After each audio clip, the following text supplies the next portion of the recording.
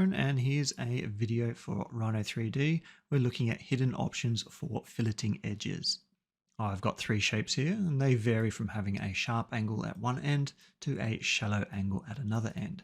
Let me go run the fillet edge command, and I'm going to select our first edge here, press enter, and you can see that we've got a rail type option up the top there, and by default that's set to rolling ball.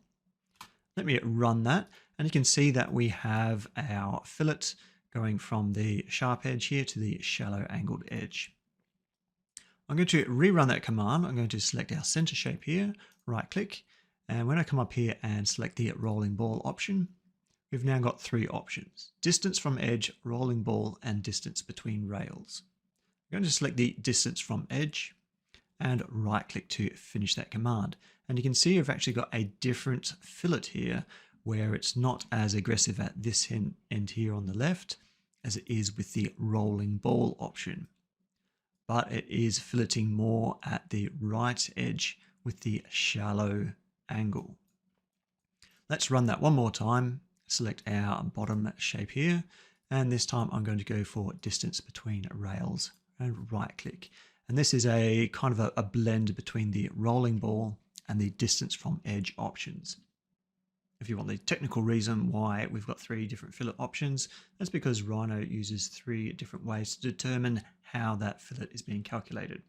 The first one, which is the rolling ball, it uses the radius of a rolling ball running along that seam there to determine where that intersection is, where that blend happens.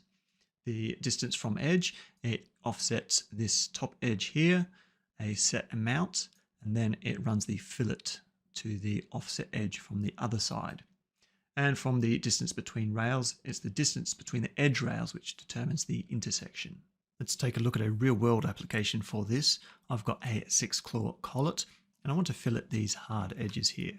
Now these exterior edges here are quite shallow where they come down at the base here, and the interior edges are very sharp. So depending on the fillet type that I'm choosing, it's going to have a different effect on how much of this gets rounded.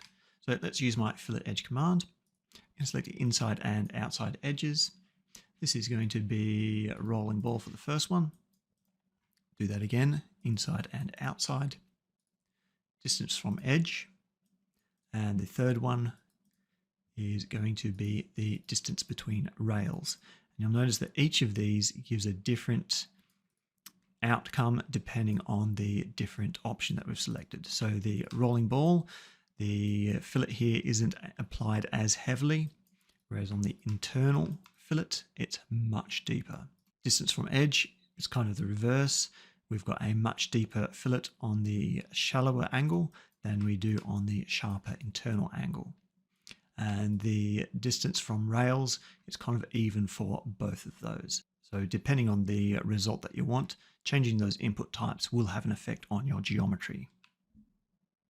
Thank you for watching. I hope you found this useful.